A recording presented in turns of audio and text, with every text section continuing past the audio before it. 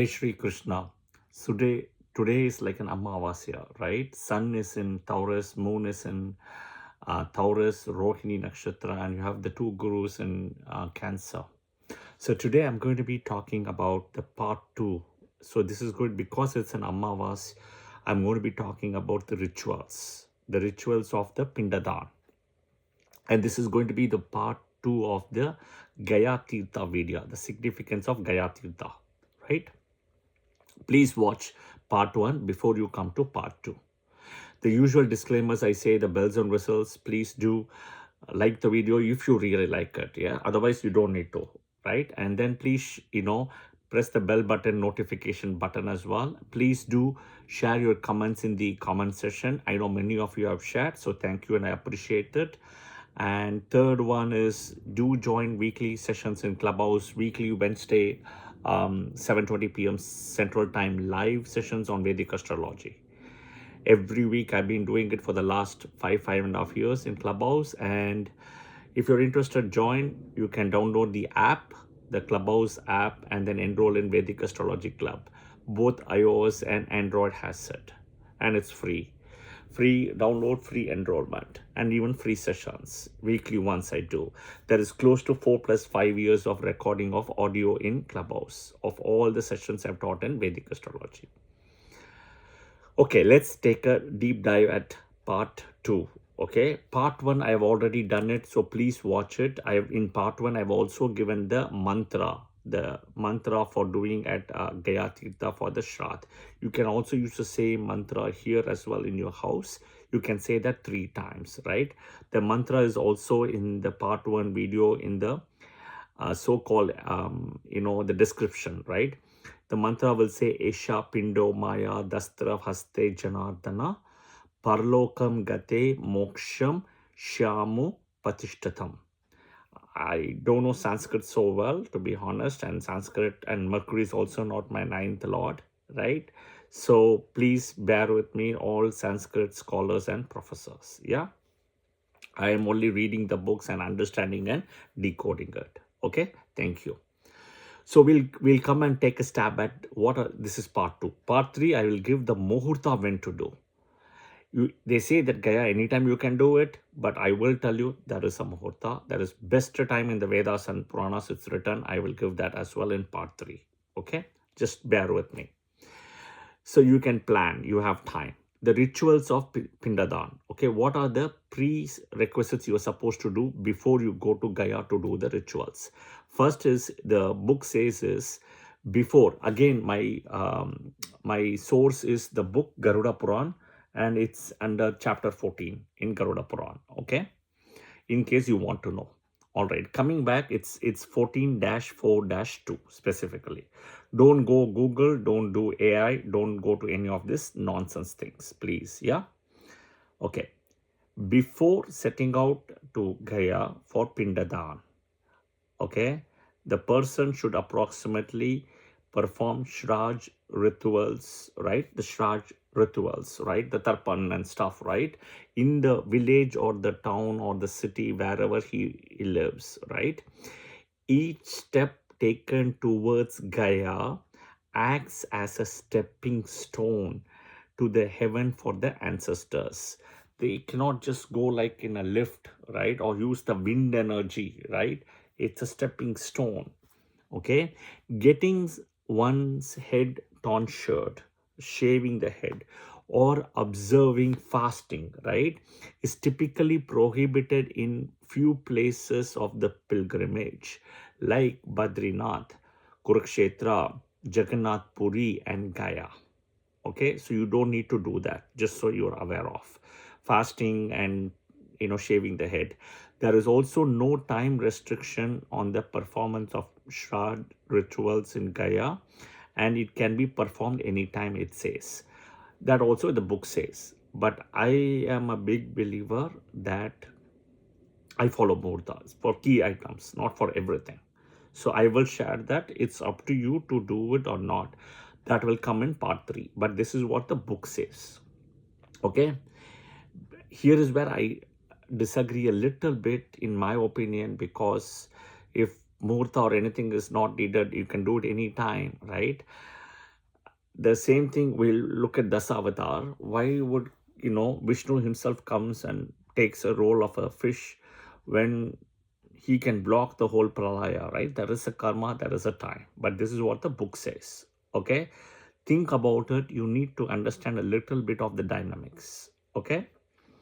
After reaching Gaya, the man and the family, right, should first invoke all the ancestors while taking bath in the holy Falgu river and offer Pinda daan to them. He should then visit the temple of, along with his family, of course, temple of Lord Galadhar, right? Who is, so the Gadadhar is the one who's Vishnu having the Gada, right? We spoke about that in part 1. Gadadhar, right? Vishnu, and worship the deity. The next day, right, he should perform the Shraddha rituals at Dharmaranya. That's the place, okay? Dharmaranya and Matangwapi, okay?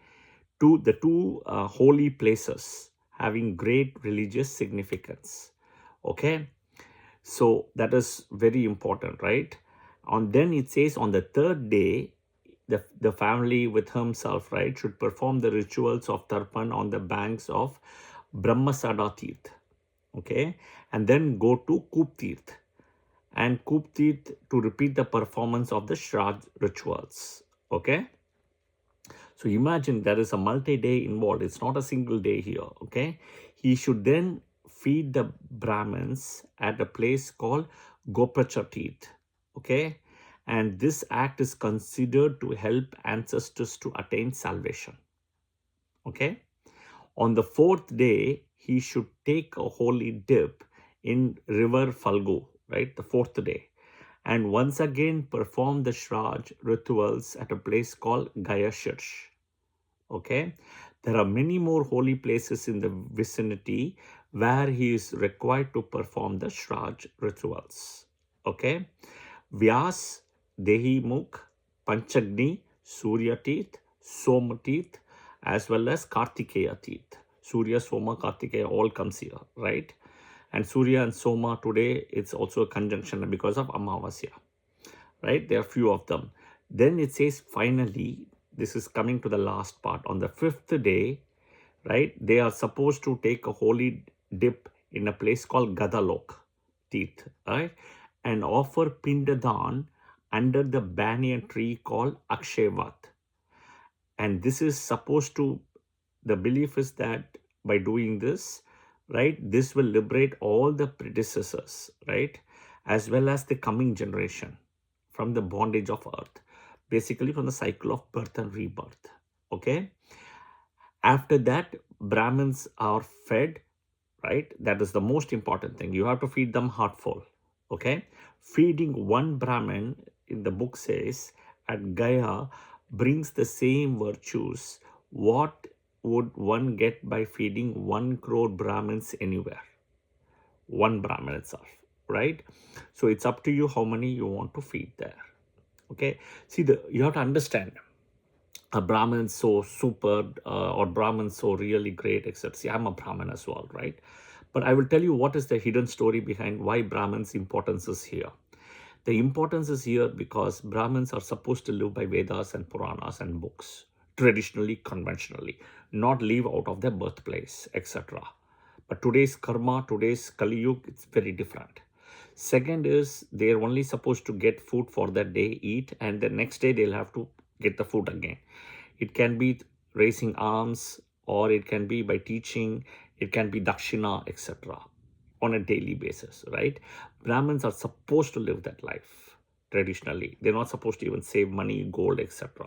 But today we don't see that. All of it is different. So my point is, it is important to do that, considering that many Brahmins still do that. Maybe not everybody, but there is a few who do that, right? So that is the reason why the book says feeding about Brahmins, because they are not rich, they don't own land, etc. They are typically poor, and they are living by the Shastras, Vedas and Puranas, and they depend on dakshina and food.